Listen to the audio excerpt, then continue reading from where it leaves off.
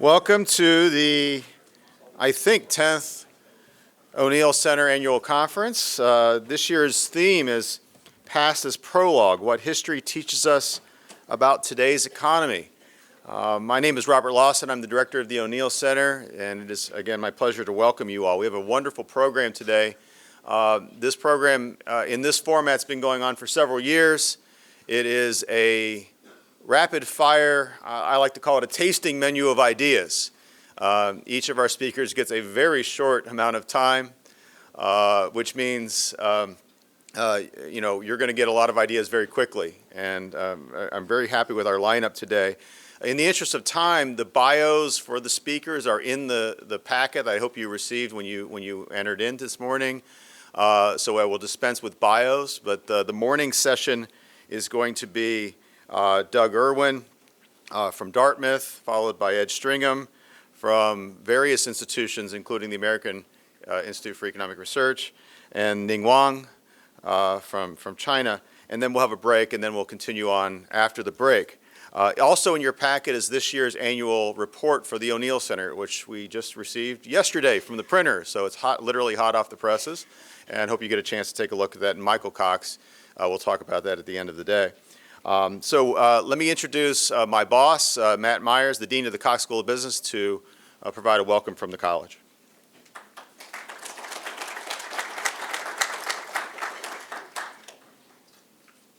He says I'm his boss, but I assure you it's the other way around. Trust me. Welcome, everybody. We're so glad you all are here. And it's a great time to be on campus at any time, but it's particularly a good time to be on campus when your football team's 9-1. So life is really good here on the hilltop, and we really like it, and we're really proud of what the Mustangs have done and Coach Dykes and everyone else affiliated with the team. We just love it. Many of you all have heard that recently we were very fortunate to receive a $50 million gift from Carolyn and David Miller. David's an alum of the Cox School twice over, both BBA and MBA. This is a game changer for us. We're very, very excited about it. You might have also heard earlier this week that SMU was the lucky recipient of a $100 million gift from the Moody Foundation to stand up our research endeavors here on campus, particularly from the standpoint of STEM, technology, innovation. But I think that it's going to have a lot to do with the future of the Cox School, including what the O'Neill Center and our research can do there as well. So I asked President Turner, what's the $200 million announcement next week? And he said for me to come to this robust audience and ask you all to open your checkbook. So if we could have $200 million, it would be great. The importance of understanding where we are from the standpoint of economic freedom and global markets, arguably it's never more important than now and in today's discourse. I think that's particularly true on university campuses and in business schools where, believe it or not, there are questions among many of the students and faculty about the future of our economic foundations and where we are globally. And I think we're very grateful for the opportunity to talk in this forum and in other forums around SMU and in business schools in general about these issues. And it's very important, please make no mistake about it, it's very important that we constantly reinforce the importance of economic freedom to our students. It is no longer a given. It is no longer an assumption. And so the more often that we can have open, honest conversations about what the global marketplace looks like and how economic freedom influences the positive nature of our economy here in the United States, the more often we can do that, the better. So I really want to thank the O'Neill family for all the support and all the support from many of you all out there as well. Also, Bob's team, which is a crack team, is doing a great job for us. One of the things we really love about what the O'Neill Center does, it's a differentiator for us at the Cox School, that we're able to go out and talk about the things that we do, not just from the standpoint of our curriculum, but also from the standpoint of molding minds for the future, and we're very appreciative of it. So thank you all very much for being here. We really appreciate it. I know you're going to enjoy today's schedule, and go Ponies. Thank you.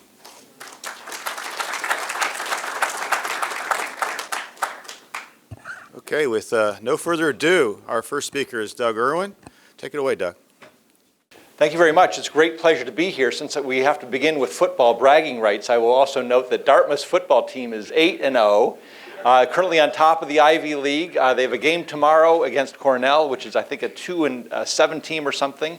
If they win that game, they're at least going to share the title of the Ivy League. If they win it and then win the next one, they will clearly be the crown. Now, I'm not sure I want to put Dartmouth up against SMU on the football field, but we're very proud of our small New Hampshire team and what they've done this year.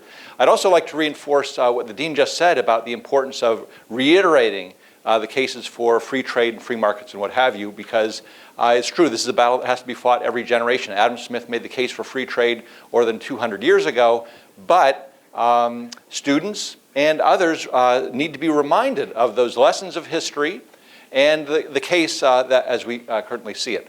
So what I'd like to talk about is the current state of trade policy, but through a historical lens. I don't think we can understand the full contour of what we're seeing today unless we know where we've been and what some of the historical parallels of the past have been. And doing so, I want to draw on a book I recently published called Clashing Over Commerce, which is a history of U.S. trade policy. It's a rather thick book, so I'll just give you a brief summary of some of the main takeaways. In fact, I regret to say that after hearing my next 5 or 10 minutes, you won't need to read the book, because I'm going to give you basically what you need to know about it. Here are 3 things that come out of a study of over 200 years of U.S. trade policy history. First of all, when we think about what is it the governments are trying to achieve by, say, imposing tariffs on imports, I think it comes down to the 3 R's: revenue, restriction, and reciprocity.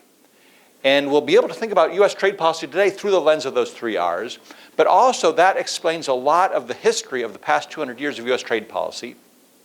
Either we are imposing tariffs to raise revenue for the federal government, or to restrict imports to protect domestic producers from foreign competition, or as a bargaining tool to achieve reciprocity with other countries. Those are sort of constants throughout history, although I'll suggest that there are 3 different periods in U.S. trade policy history where each of those has taken priority. Second, we think that trade has just become a divisive issue, that now we have this partisan bickering.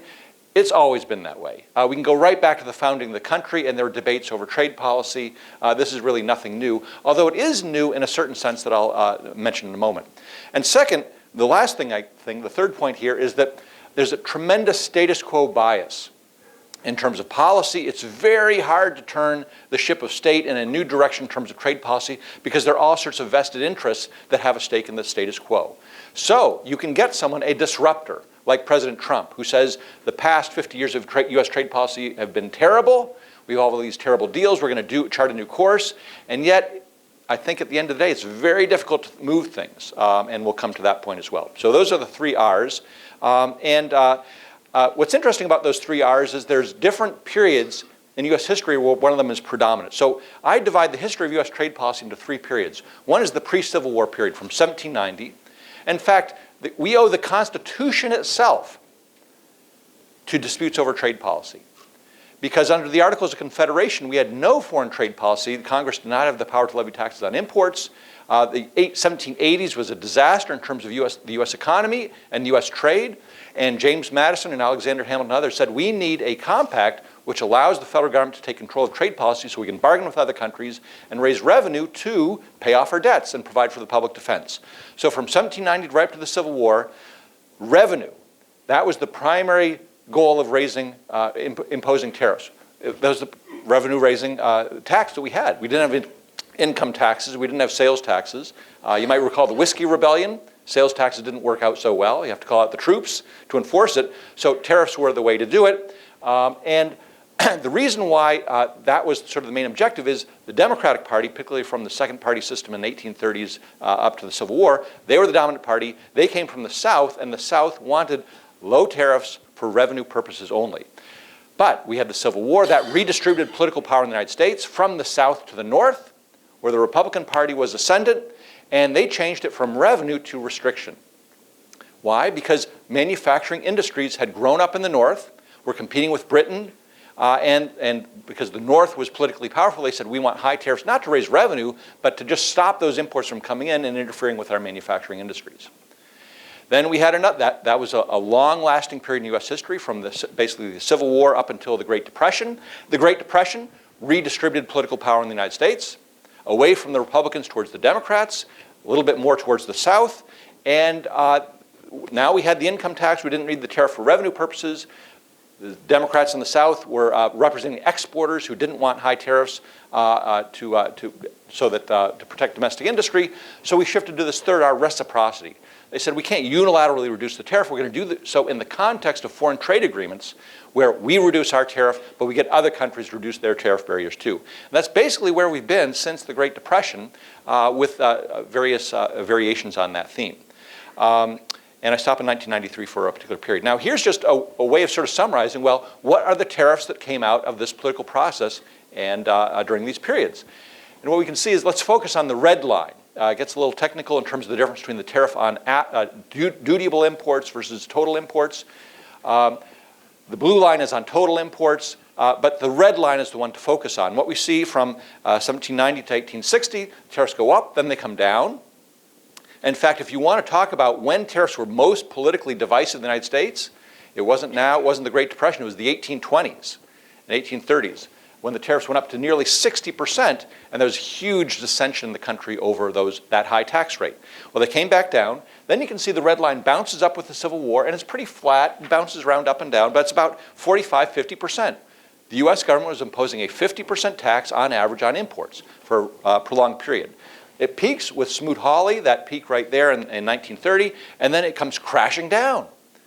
And that's because we entered this third era of reciprocity where we're willing to cut our tariff if other countries agree to cut their tariffs as well. So that's more than 200 years of US tariff history in one nutshell. So how do we think about it? One is that underlying all this up and down, there's a tremendous political stability in terms of the way regions of the country think about the tariff and their economic interests. So the most basic way to think about it is, if you're in a district or a state that's producing manufactured goods, that's facing foreign competition, you want high tariffs. And if you're in a district that's producing goods for export, you want low tariffs to maximize trade. And that was a north-south division for over 150 years in US political history. So on the left here, this is voting on the tariff in 1828. And the North, which is blue, is against high tariffs. They were against that tariff. The red in the North, that's where the manufacturing industries were. They wanted high tariffs. Okay, very strict north-south divide. Fast forward 100 years to 1929, when the House is voting on what became the Smoot-Hawley tariff. That's 100 years later. We've had mass immigration, mass production, industrialization of the country, westward movement. The country's changed tremendously, but the voting on trade policy is almost exactly the same. Because the manufacturing industries in the North wanted high tariffs. They voted in favor of the Smoot-Hawley tariff. In the South, where we were exporting cotton, we were exporting tobacco, exporting other things, they wanted low tariffs. Now, since 1929, it's become a bit more jumbled, because where's manufacturing moved? To the South. And so there's been this role reversal, and we have finance and other things in the North, and now it's a bit more jumbled. But generally, if you looked at the NAFTA vote, it actually wouldn't be wildly off of that. There's still this big north-south divide. South tends to be much more in favor of freer trade. The North, unions, old industries, Rust Belt, they want high tariffs. They want protection from foreign competition. So let's just go quickly over these three R's once again and see how they play out today. So first of all, go back in history, 1800 or so, 90% of the federal government revenue is coming from the tariff. So if you say, if we need to finance a war, if we need to finance something, tariffs that's how you got your revenue. And then it steps down with the income tax, it steps down with sales taxes, and now revenue is just not a really big part of the tariff system. We're not imposing tariffs to raise revenue. But in the past, that wasn't always the case. So this is just from Harper's Weekly Magazine. This is the presidential election of 1880. And once again, the Democrats who were coming from the South, they wanted what they called a tariff for revenue only. In fact, that was their major campaign slogan in 1880, a tariff for revenue only. I can't think of a better slogan to bring out the voters than that. I mean, that's what they were trying to sell. But their presidential candidate at that time was an ex-Civil War general, General Winfield Scott Hancock. And of course, he didn't know anything about trade policy. And so trade here, there's their platform right up there, tariff for revenue only. He's leaning over to his political aide asking, who is tariff and why is he for revenue only? So the presidential candidate himself didn't understand the whole meaning of the tariff issue at all. Now, the Republican Party at this time was the party of protection. because they were the party from the North. And so that was the principle of the Republican Party, protective tariffs and what have you. And this was a later presidential election, also hinging on the issue of tariff reform. A couple things are interesting here. The Democrats, they're the party of red. The Republicans, they're the party of blue. So we turn to think those colors are a little bit different. But there's also a subtle difference here, too, as I'll mention in a moment. The Democrats came from the South. Republicans were from the North. And so the Democrats, they wanted tariff reform, meaning they wanted to cut tariffs, lower taxes. On the right there, Republicans had shifted not just to protection, but to reciprocity. So they're already transitioning to those other two R's, restriction and reciprocity. And it was so much the case that this is Benjamin Harrison, who is the Democratic, he actually became president. Apparently it was a big thing back then to have possums as pets. Not dogs, maybe not cats, possums. And he had two possums, and he named one Mr. Protection and one Mr. Reciprocity. That's how much he cared about that trade policy issue. But notice that it's that hybrid, Republicans in favor of protection and reciprocity. You might hear echoes of that today, as I'll mention, although I'm not sure presidential pets get named after trade policy issues. But let me just talk briefly about this third R. We can understand where restriction comes from. What about reciprocity? There's two forms of reciprocity. One form of reciprocity is saying, we'll cut our tariff if you cut your tariffs. We'll have a trade agreement to reduce those trade barriers. But there's another form of reciprocity, which is a little bit more aggressive, saying, I'm going to raise my tariffs against you because you're not treating our goods very fairly. For most of US history, presidents in Washington, D.C. could not reach trade agreements to reduce tariffs because it was in the hands of Congress. The president had no authority to reach those agreements. Or they'd have to go through the Senate, needed a 2/3 majority, and it would never pass because of opposition. But the other form of reciprocity, the more aggressive, saying, you've treated us badly, we're going to raise tariffs against you, that goes back a long way. So this is one of the first trade policy documents from the Washington administration. This is from the Secretary of State, then Thomas Jefferson.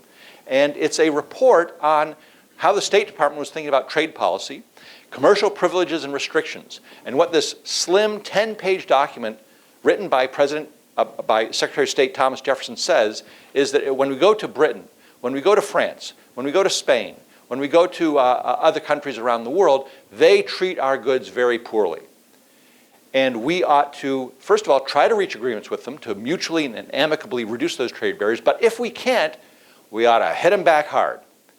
And so this is a very tough report from a generally sort of laissez-faire, you might think sort of a laissez-faire Thomas Jefferson small government person. He wanted a very aggressive stance against foreign unfair trade policies. Well, guess what?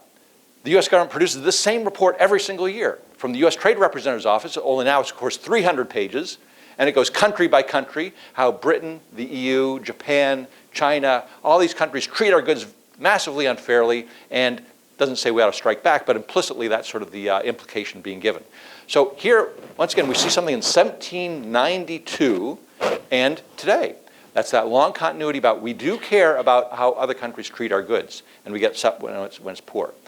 Now, the way I've spoken about it so far is that the Republicans are the protectionists and the Democrats are the free traders. And that's sort of mind-bending for how we think about things today because there was a switch that took place. This is a chart of congressional voting in the House on trade bills. And if you're closer to 1, you want freer trade. That is, you want to vote for trade agreements or against higher tariffs. If you're down by 0, you don't want free trade, you want protection. And notice going back to the 1890s, the Republicans here, they're almost unanimous. A lot of party unity among the Republicans, unanimously against lower tariffs, unanimously in favor of higher tariffs. And the Democrats, pretty also tight in favor of lower tariffs. But what happens? There's this evolution going on, and the parties switch places. So the Republicans began to sort of change their view and support trade agreements in the 1940s and 1950s. Democrats are still in favor of that. And then we have this period here. You can see right in this period right here, 50s and 60s or so, the two parties are in sync. They're both voting roughly in favor of lower tariffs. There's a bipartisan consensus. One reason we now think that tariff policy or trade policy divides the parties is many of us in this room grew up during a period when the parties were basically, there was this consensus during the Cold War that we needed a unified trade policy to unite the Allies to reduce tariff barriers to strengthen the Western alliance against communism. What happens? 1989, we just celebrated the 30th anniversary of the fall of the Berlin Wall. Cold War is over. Guess what? Politics comes back into trade policy. There's no longer that unifying force. And we see that, first of all, with the NAFTA vote, where Democrats now are shifting. Democrats have moved down here. They're the party against freer trade, for maintaining protection. Republicans, until recently, very much up there. So what explains this shift? Well, it's implicit in what I've already said. What region of the country are you representing? In the old days, the Republicans were in the north. Now the Republicans are in the south. Democrats have gone from the south to the north. They've switched region of the country they're representing. There's no sort of intellectual or ideological view here. It's, as Tip O'Neill, former Speaker of the House, said, where you stand depends on where you sit. And if you're representing the South or the West, you're generally in favor of freer trade. If you're representing the Rust Belt, doesn't matter if you're a Republican or Democrat, you're generally going to be against freer trade. And so that accounts for this partisan shift. Of course, President Trump has changed this, and we'll talk about that in a moment. So, well, actually, let's talk about it right now. How is the Trump administration, given this history, how do we think about the Trump administration? And I think they are very historically different for 4 particular reasons. One is the rhetoric that they're using to discuss trade. Trade is bad. I'm a tariff man. Trade wars are good and easy to win. The second one, well, let's talk about that first. So this is from Bob Woodward's book, sort of this insider account of what was going on in the West Wing and what have you. And he reproduces a document in President Trump's hand saying trade is bad.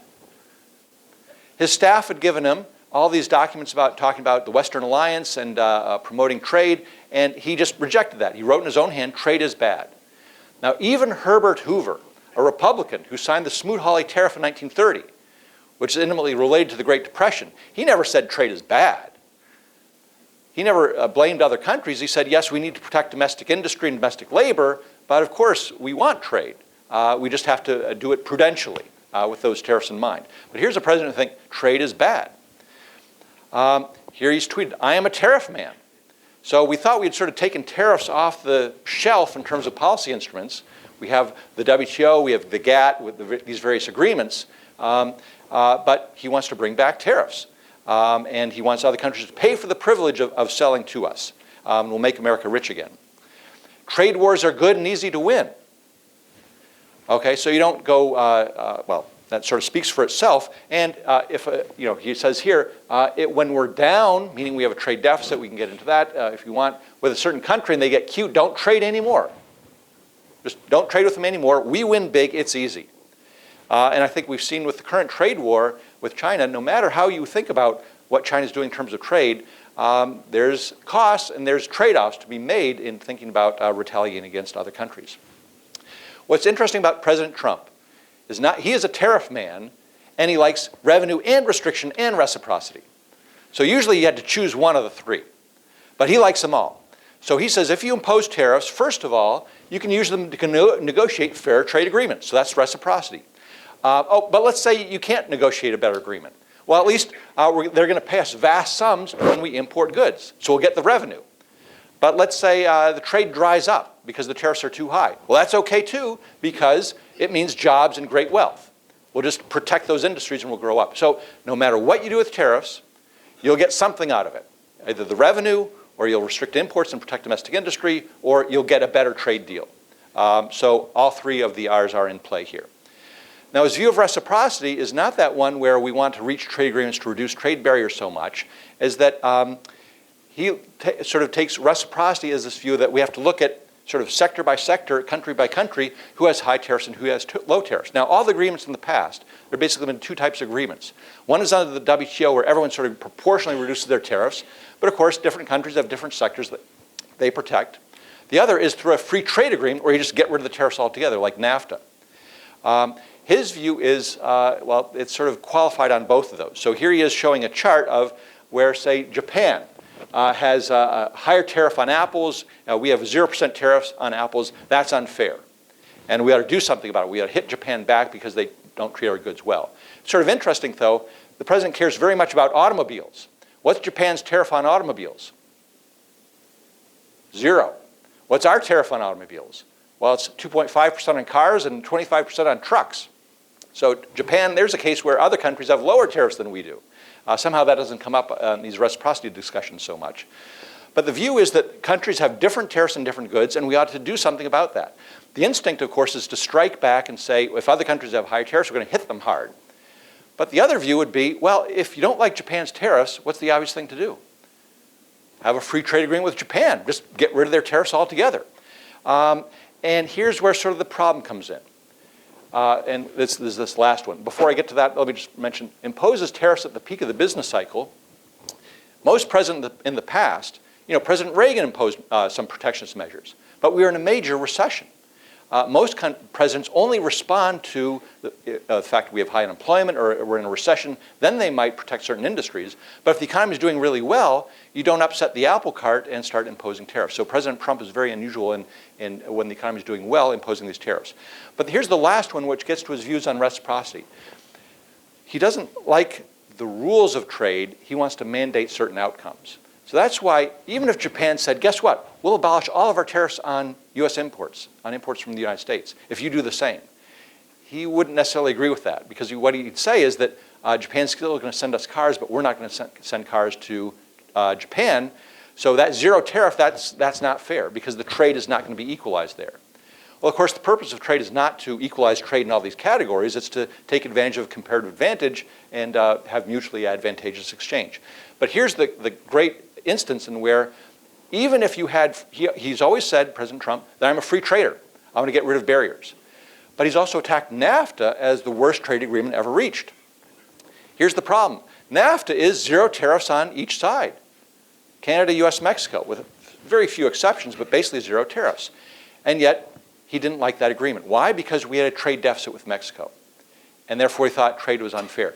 So when the administration put out its negotiating objectives, stating why is it that NAFTA is this horrible agreement, they should be able to identify, here is something in the agreement that's absolutely unfair that we want to change. It's not much to point to because it's already zero tariffs on each side. So what the number one point is, improve the US trade balance with NAFTA partners.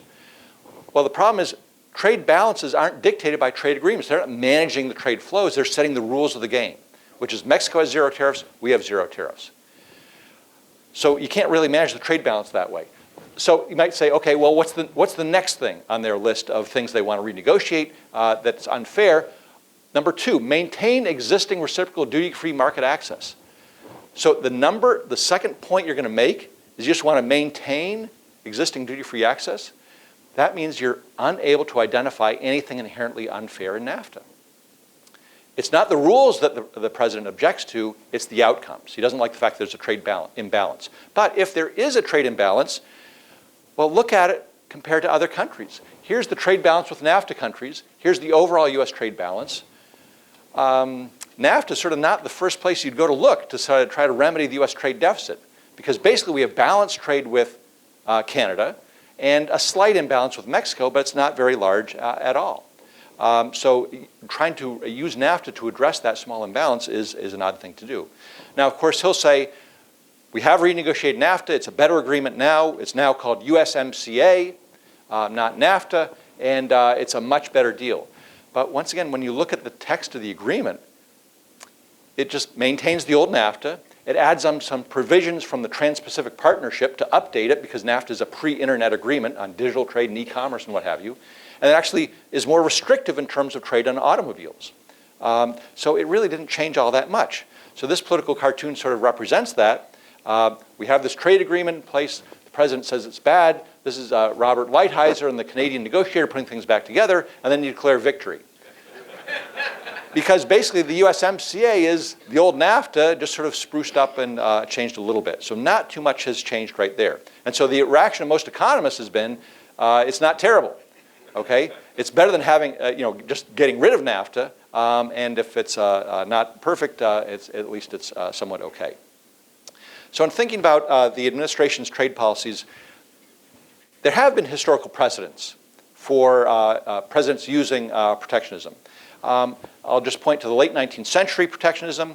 President Nixon imposed some protectionist measures, and then the Reagan administration did so as well. In fact, the Nixon administration there's some analogies there. They were also upset with the emergence of a U.S. trade deficit. They're also concerned about a strong U.S. dollar, and those are two things that President Trump has pointed to as well. So first of all, 19th century, we saw that the old 19th century Republican Party was a protectionist party. In some sense, Robert Lighthizer has written in the New York Times and elsewhere a long time ago saying we ought to go back to that tradition, and President Trump has embraced that. If you don't have steel, you don't have a country. That's why he says we need to protect the steel industry to make sure it's not wiped out by foreign competition. The interesting thing, of course, is that the import market share in steel is only 25%. It's been very stable. There's no surge in it. And we import most of our steel from Canada, Japan, Germany, allies, friends. We don't import much steel from China. They've been hit with anti-dumping duties. We don't import much steel from Russia. We're not really dependent on them. So those steel tariffs to help out the steel industry has hurt our allies and has hurt downstream industries that use steel in their production process. The U.S. auto industry. Ford says we're paying $1 billion more. Our costs have gone up by $1 billion because the price of steel has gone up. Caterpillar, John Deere, any equipment manufacturers, their costs have gone up because of these tariffs.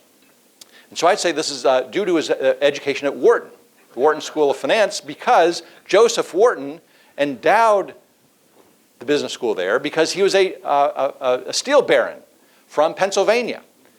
And in fact, in his bequest to the University of Pennsylvania setting up the Wharton School of Business, he insisted that the doctrine of free trade not be taught because you need to protect, that's how the steel industry got big and rich in Pennsylvania, and he didn't want these academic ideas infecting the minds of young students. Now, I think the University of Pennsylvania has deviated from that. They don't use that as a test for hiring faculty. But there might be something in the water in Pennsylvania where it doesn't matter if you're a Republican or Democrat, you stand with the steel industry. Now, how about the Nixon administration? Well, there was a view. This is a quote from Secretary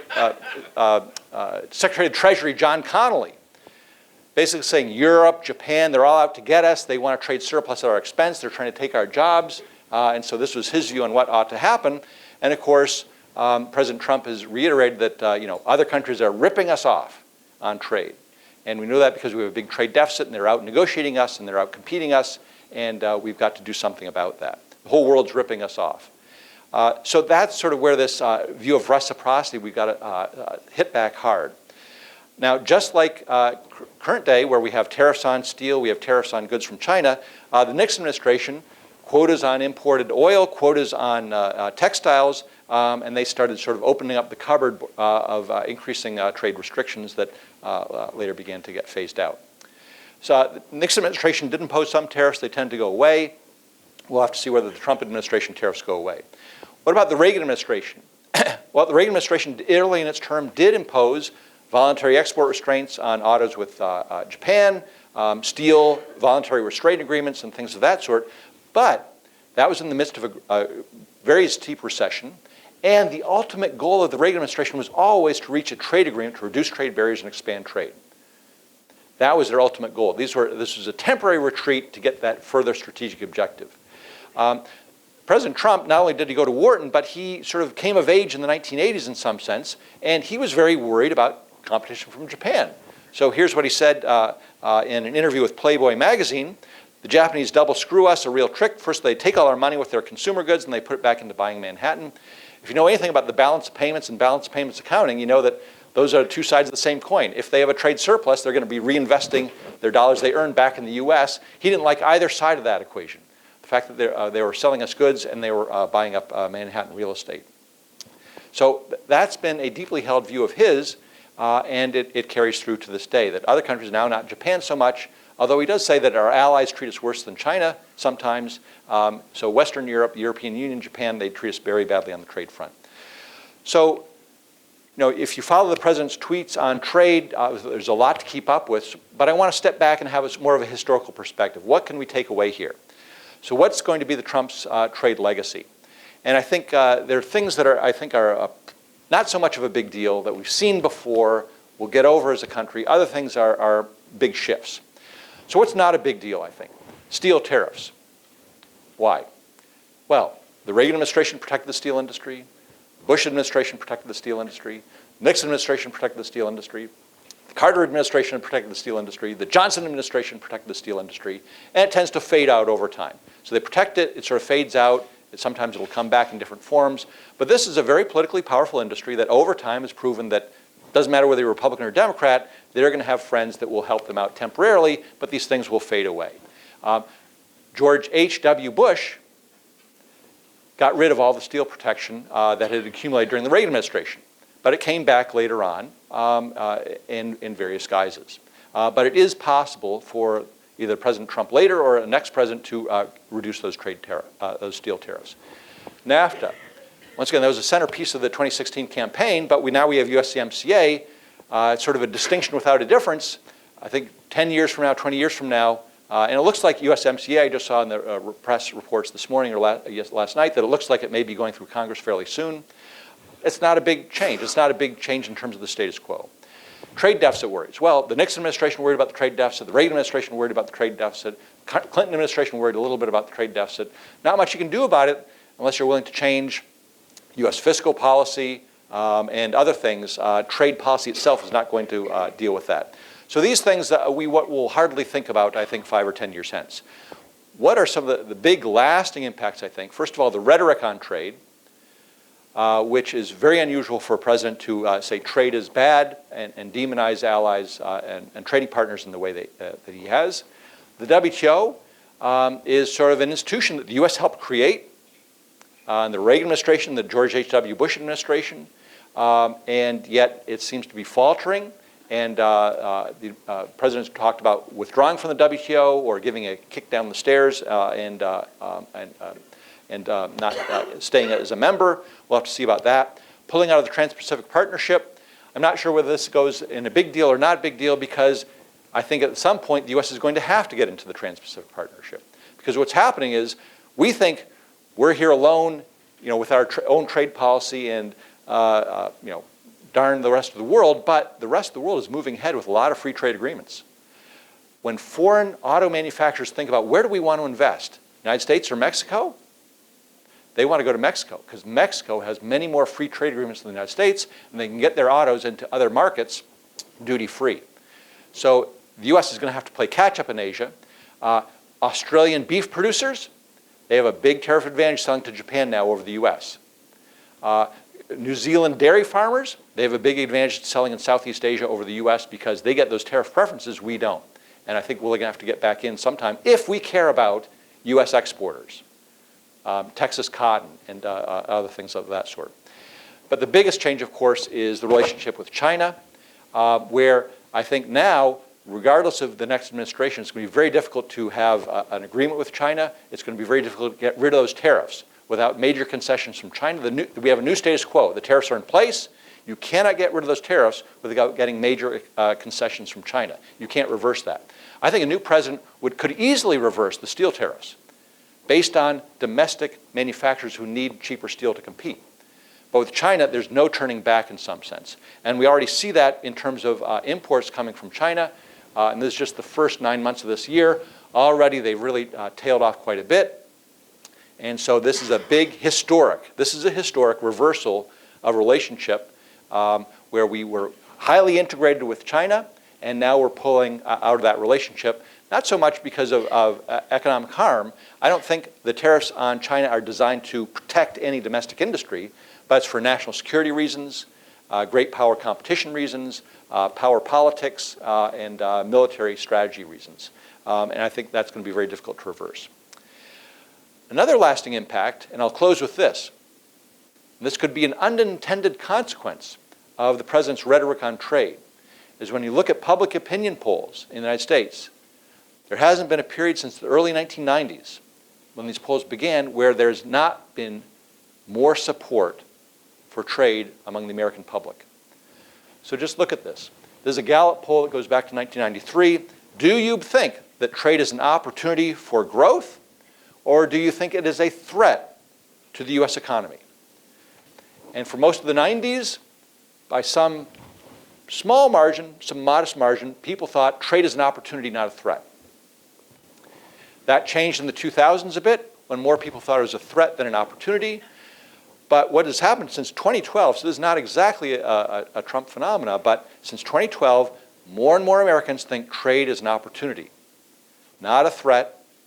And this is sort of, if this holds, this gap, which is historically unprecedented, that means that I think TPP, other new trade agreements, the U.S. will begin to get involved in the game of reaching trade agreements once again, because trade is viewed as a good thing. Thank you very much. I'd be delighted to take any questions or comments you might have.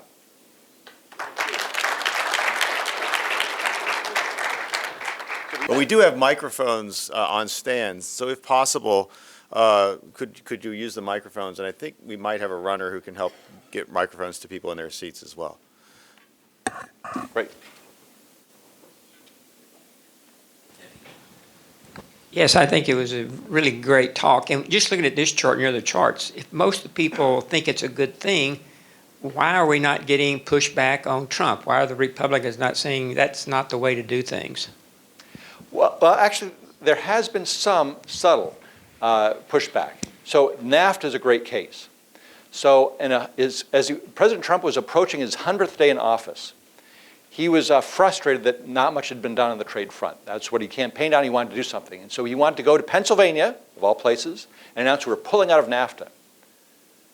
What happened? Well, the President of Canada called and said, please don't pull out. When word leaked out, Prime Minister of Canada called, President of Mexico called, said, let's negotiate, don't pull out. And Senate Republicans implored him, saying, renegotiate, don't just precipitously pull out. Senate Republicans have written long letters on the Trans-Pacific Partnership, very politely saying, please reconsider your view. It's hampering U.S. export growth. So they're not willing to sort of openly oppose the president on many of these trade things. But there's pushback saying, don't pull out of these trade agreements because they are valuable. You know, the neat thing about NAFTA is that presidents would always say how great NAFTA is, but people really didn't believe it, or the Republican people were sort of anti-NAFTA. So now let's say, okay, let's pull out of it. All of a sudden, all these business groups and labor groups who benefit from selling to Mexico say, wait a second. It's forced people to stand up for trade in a way that we didn't see before. So it's very easy to demonize trade and say, you know, it'd be better if we just pulled out of this and didn't do that. You say, okay, let's do that. All of a sudden, those silent groups that benefited from it are saying, wait a second, not so fast. So I think they have acted as a check on some of what the president's done. But what the president's done, because he has very good trade lawyers like Robert Lighthizer, they know U.S. trade law. And Congress over the years has delegated so many powers to the president that is unchecked by Congress, that the president can impose steel tariffs on national security grounds without any congressional oversight, even though the Department of Defense said there's no national security grounds for imposing these steel tariffs because it's presidential discretion. And the president has almost decided to impose a 25% tariff on all automobiles on national security grounds. Does the UAW want those tariffs? No. Does the big three auto producers in the U.S. want those tariffs? No. Do foreign auto producers want those tariffs? No. That's what's remarkable about this president, is usually, you know, both Bushes in the past protected the steel industry for political reasons. They didn't want to do it, but for political calculations, they had to make that concession. Here's a president who's not using this as a political tool. The president believes deeply that tariffs make America stronger and put us in a better bargaining position, even though there's no domestic political interest that's really pushing for that, or economic industry that's pushing for that. So that's a very principled stand in some sense, even though I think have been some damaging consequences. You mentioned that, I guess it's a trade expansion, that more and more trade authority, trade policies shift to the executive branch. Do you see any possibility of Congress reasserting itself in the trade area and taking back some of that discretion? You were talking earlier about, Congress voted for tariffs, voted against tariffs. There hadn't been any votes on tariffs. Right. Yeah, they haven't voted. They'll have to vote on USMCA, but they're not voting on each of these individual provisions. It's very difficult because if Congress passes a bill pulling back some of that power from the president, that bill has to be signed by the president. And any president can say, well, I'd rather have that power for myself or herself. And so they're probably going to veto it. And that's not partisan. That's between the executive branch and the congressional branch. So I think it's very difficult. So the only way I think Congress can claw back some of this power or pull it back from the president if it's put in, say, USMCA, or put in some new trade bill that the president overall wants, a big trade agreement, and so you just have to swallow those provisions that the president doesn't like. But if it was just a bill on that, any president would veto it. Let's go here, and then we'll take something over here. Sorry. Thank you, sir. Good morning. Matthew Irwin is my name. I'm the director of the Economic Growth Initiative at the George W. Bush Institute, just up the street here. Welcome to Dallas. Thanks for being here. I was struck by your paradigm about things about Trump's legacy that were not a big deal and things that were potentially a big deal. So this is more of a comment than a question, but I'd be grateful for your reaction. I would suggest that one thing that is potentially a big deal is his obsession with bilateral as opposed to multilateral mechanisms. And so that appears under the WTO in your paradigm. But the shift from NAFTA to USMCA, the fact that the words free and trade and North America are not in the title of USMCA, to me is further expression of that obsession with bilateralism as opposed to multilateralism. My sense as a practitioner has been that multilateralism is actually kind of the secret sauce of the prosperity of the global trading system. So I wonder what your thoughts are on that. Absolutely. I think that's probably an omission that I shouldn't have made. You're absolutely right. So what the president said with TPP, for example, is we don't like TPP. We can reproduce TPP in some sense by working bilaterally because we'll get a better deal, because we'll have more leverage one-on-one. The problem is that actually you can get a better deal multilaterally because you get many more countries around the table, and you can make trade-offs across industries and across sectors, and you do it all at once instead of having to do things sequentially or bilaterally. It would take 50 years to reproduce TPP if you do sequentially bilaterally, whereas it's already sort of done. And if the goal is just zero tariffs, that's sort of a quick way of doing it. And the same thing with the WTO. It's a multilateral institution. We all sort of get on the same level playing field in terms of some of the rules. It's very hard to say, let's pull out of that and then reproduce it bilaterally with all these countries. And then that raises the question, too, of what exactly are you trying to get bilaterally that you can't get multilaterally? What is the better deal that's out there? And I think that's, particularly with NAFTA, is there was no better deal out there. After you've done zero tariffs, it's sort of service sectors and things like that. But squeezing, it's not a real estate deal where, there you're negotiating over price. This is just over the rules, and you want the rules same on both sides. So that analogy sort of breaks down there. But absolutely, I take your point. Very good. Oh, sorry, yeah. What, if any, is the prevailing view on the best way to deal with China long term? I've heard that if you decouple now, that you risk them becoming kind of more independent, building up capacities and capabilities that they don't have that we have. And so while it might feel good and look good to kind of decouple in this sense, you're then creating a worse enemy later on. At the same time, you've got the leverage right now to inflict pain on them to get meaningful change. So is there a kind of a consensus view on, hey, the best way to deal with a situation like this, taking a very long-term approach, would be to fill in the blank? China is the most difficult issue facing U.S. trade policymakers because it involves so much more than just trade. And that's where, as an economist, I'm not really an expert on what exactly to do. I'll make just a couple of observations. First of all, to the extent we think there's a national security threat or issue, then it's in a very different realm than economics. So we can't judge things based on the economic value of imports or the trade relationship or what have you. I think if the president was a little bit more forthright about what the China policy is, he's saying by imposing these tariffs we're winning. Well, if you're a U.S. agricultural exporter, we're not winning. You're getting hurt by that. He could have said, we're going to take an economic hit because there is a political or military or strategic or national security threat. So it's going to be disruptive. It's going to hurt us, too. It's going to hurt them. But we need to do this for, and then you outline the reasons why. The issues may be more in terms of investment and concerns about Huawei and things of that sort, which are sort of not quite, you can't quite solve them with tariffs directly. But here, I guess another point would be, sometimes I think we overstate our ability to affect change in other countries. So President Peter Navarro, who's the president's trade advisor, he's known as a economic nationalist or a trade hawk. Well, guess what? Other countries have economic nationalists and trade hawks too. And so I think the view has been, well, if we come on hard on a country, they are going to say, okay, what do we have to do to keep access to your market? That's the way the president sometimes portrays it. It gives us leverage. But sometimes when we go hard after a country, it puts up their backbone. And they say, hey, we're not going to, just because you're telling us to do this, we're not going to do that, and actually create greater resistance to what you're trying to achieve. So I think the future of China is really in the hands of China.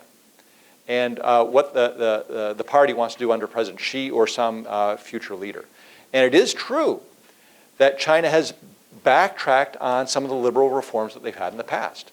The hope was by getting them into the WTO that they were moving on a path like, say, Eastern Europe after the fall of the Berlin Wall, moving towards a more open economic system and maybe hopefully even a more open political system.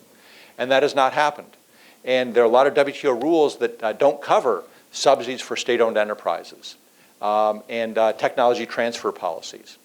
So I think this is something the U.S. is going to have to grapple with. I think a consensus among economists is we should be bringing a lot more WTO cases against China because the WTO has been effective in, first of all, ruling in our favor, and second of all, China, they have a stake in this system too. You know, they depend on trade. They have, not in all cases, but in many cases, changed their policy as a result of WTO findings. So you push them on the WTO, you have bilateral negotiations to the extent you can reduce some of these practices that hurt American businesses. But you know, one thing that most former U.S. trade negotiators say is, I wish we had the bargaining leverage that the Trump administration has because these tariffs are in place, and now at least we can start negotiating from that point. So I put the China tariffs in a very different category than protection. There's no U.S. industry that we're trying to help out with those tariffs. It's a foreign policy issue there with China, and now we have a way in which we can sort of negotiate. But at the same time, we have to temper our expectations. If we expect the Chinese Communist Party to say, okay, we're going to pull out of the economy and go to free markets, that's not going to happen. So we need to know what the middle ground is and try to work out some sort of arrangement.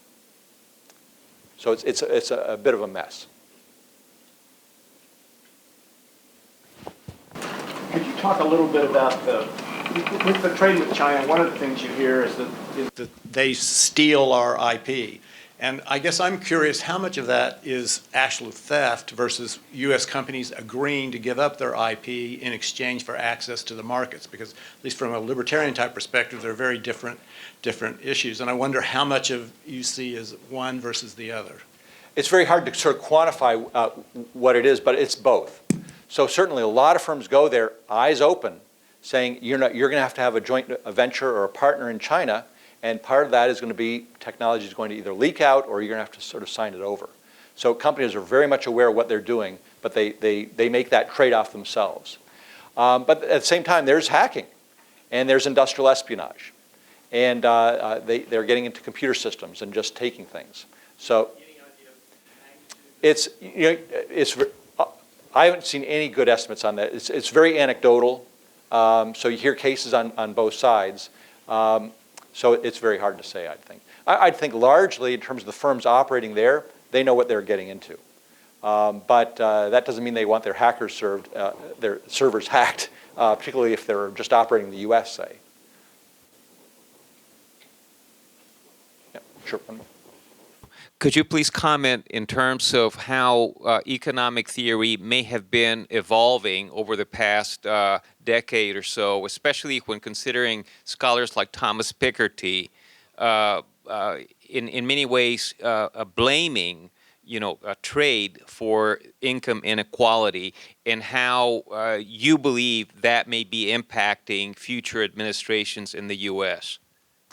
Yep, so I'll make a distinction between two types of literatures in economics, or what scholars are thinking about. When you talk about inequality, I think it's actually been delinked from trade a bit. So a lot of what Piketty and others are talking about is the income inequality and the gains to the top 1% or half of 1% or 0.1%. That's not trade driven. That's finance, that's Hollywood, that's startups, Silicon Valley. So that's not really directly trade related. So that high-end inequality, I'd say trade has almost nothing to do with that. There's an older literature from the 1990s and 2000s about the rising skill premium, between college-educated workers and non-college educated workers. But that's been pretty flat for about 20, 25 years or so, despite we've had a big increase in trade. So actually, I think the links between trade and inequality were much more discussed 20 years ago than they are today, because it's sort of a different thing going on. Where the literature, I think, has changed perceptions of policymakers is if we go back to, let's see, I think I have this picture here. So this red line is the share of U.S. imports coming from, as a share of GDP coming from China. And we had trade friction with Japan in the 1980s. That's because there was a sharp increase in imports from Japan right in that period here, and that tailed off. And there was a concern about Mexico here. But this has been known as the China shock, because there's this huge ramp up between 1995 and 2005 on imports from China.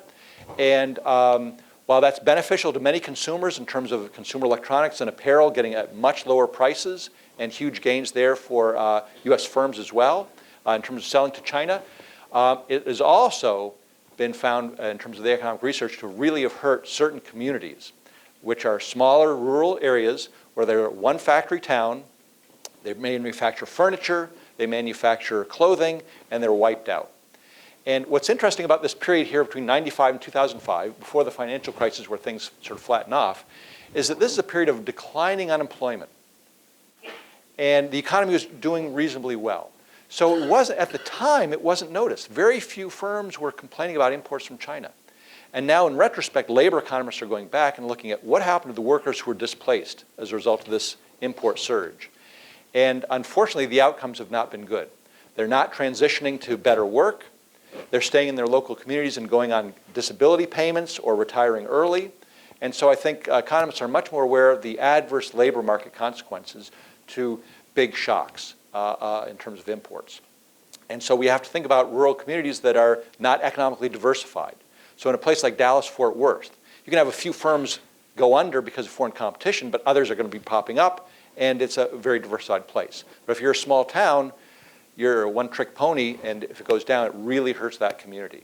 And then I guess the last point I'll make on that point is that I don't think we have to worry about that in the future for this reason.